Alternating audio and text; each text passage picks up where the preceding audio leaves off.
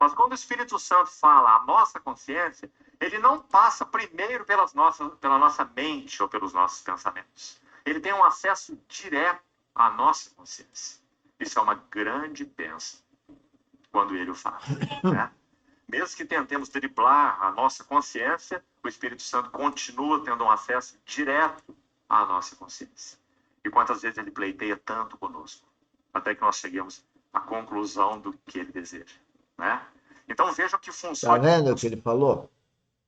Ele pleiteia com a gente até que a gente tenha a revelação. Tem coisas que a gente faz, erra, faz, erra, faz, erra. Porque a gente não está ouvindo o Espírito Santo. E o Espírito Santo está falando, não, a gente vai lá faz.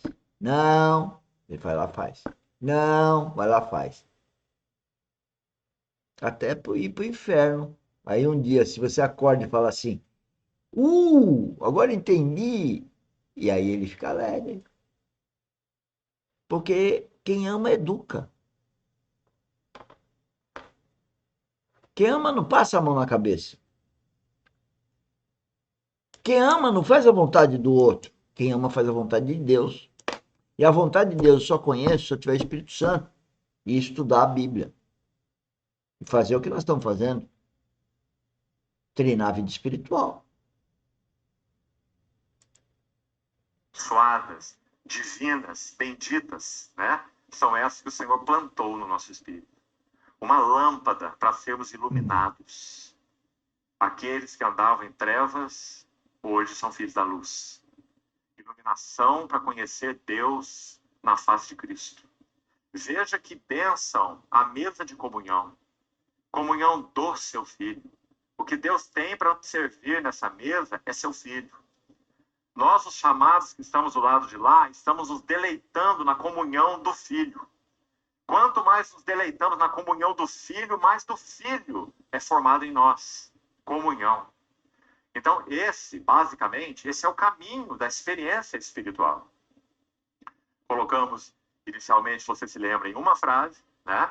O caminho da experiência espiritual é conhecermos as riquezas de Cristo e Cristo ser formado em nós. A frase inicial que colocamos. Agora avantajamos um pouquinho mais. O caminho da experiência espiritual passa por Deus se mostrar, se manifestar, falar pelas funções do nosso espírito. Então ele vai iluminar o nosso espírito, ele vai ter comunhão conosco no espírito, e graças ao Senhor, essa comunhão pode e deve ser ininterrupta, permanente. Não há por que não ser, a não ser que andemos de modo ofensivo ao Espírito Santo. Não é? Do contrário, é uma comunhão sem trégua, É graças ao Senhor, direto, e a consciência. a todo momento. Então, basicamente, esse é o caminho do Senhor nos ensinar. Agora, nós vamos usar o tempo de hoje, como falávamos no início, buscando dar 4 passos. Creio que será possível. Vamos buscar ser bastante objetivos nessa introdução. Ligados, esses 4 passos ligados ao perigo do subjetivismo. Irmãos, por que esse tema de subjetivismo? Deixe-me ilustrar então um pouco a respeito disso. Se você tem sido atento ao falar aí, digamos, mais atual de filósofos e basicamente sociólogos, inclusive psicólogos, você vai se deparar com uma frase se ainda não se deparou. E essa frase é: o mundo pós-verdade. Há 30 anos atrás, nós ouvimos, 20 para 30, nós ouvimos com muita intensidade, na mídia em geral, a frase: o mundo pós-moderno. Né? Essa frase. O mundo pós-moderno, o mundo pós-verdade, e o reino é a verdade. Você quer continuar curtindo o mundo? Então você não vai curtir o reino. É a escolha de cada um. A frase já está muito batida. Agora é o mundo pós-verdade. O que isso significa? Em uma frase, não há verdade absoluta. Há a tua verdade, a minha verdade e a verdade dele. E alguns psicólogos usam a linguagem assim: cada um precisa conhecer a sua verdade. Isso é loucura. Muito cuidado com essa frase.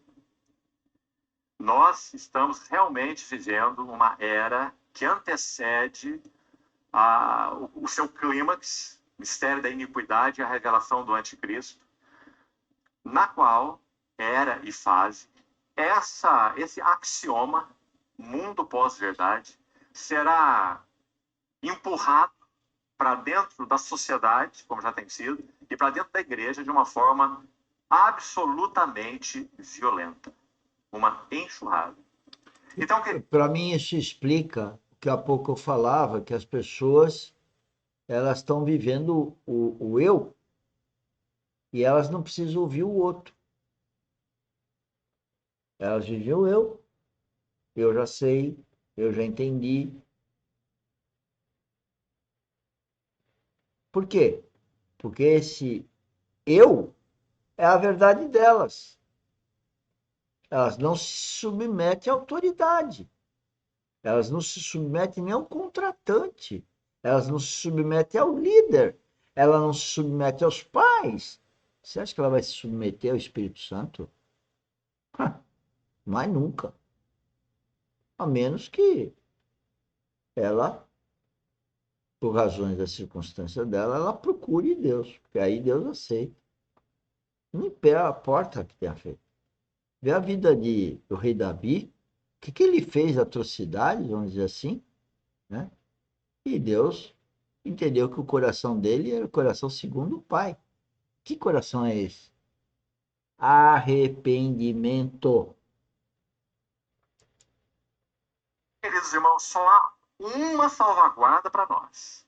E acho que aqui que nós podíamos começar esse assunto do perigo do subjetivismo.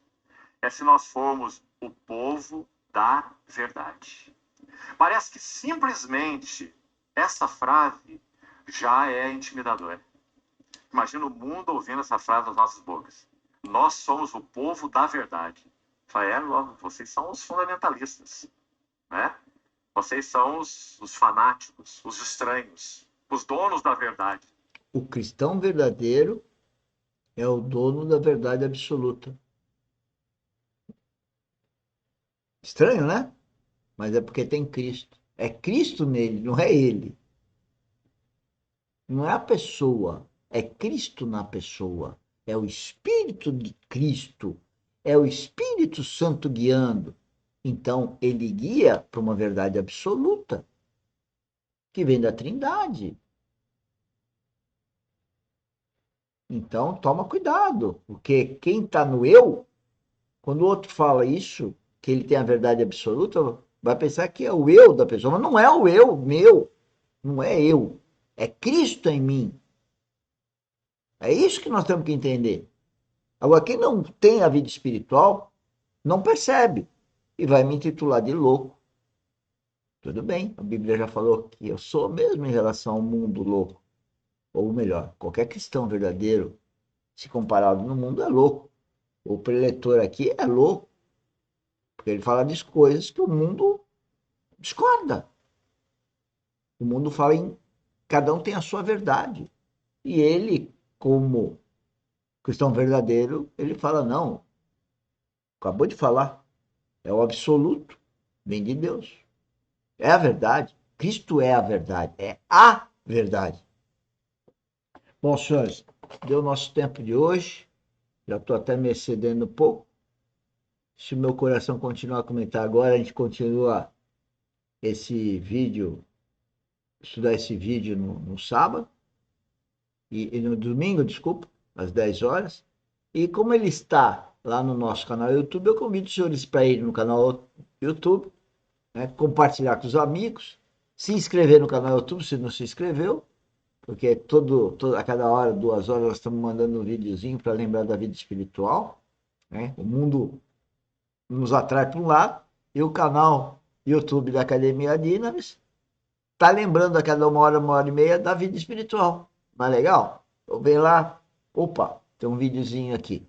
E quem sabe numa dessa, o caso o Espírito Santo já não habite seu coração, passe a habitá-lo. Essa a nossa alegria, em poder estar dando essa oportunidade para todos nós estarmos nos desenvolvendo em Cristo, crescendo Cristo em nós. Esse é o nosso objetivo. Tchau, boa noite. Amanhã, 10 horas, mentoria. Link está em toda a descrição de vídeo. Um link do Teams, tá? Venha participar. Amanhã eu vou falar um pouco da revelação, da transformação da nossa mente aplicada no dia a dia, na vivência da Dynamis, com as mudanças que a gente está criando, mudanças de mente, de comportamento e de conduta. Vem conosco. Tchau. Uma boa noite.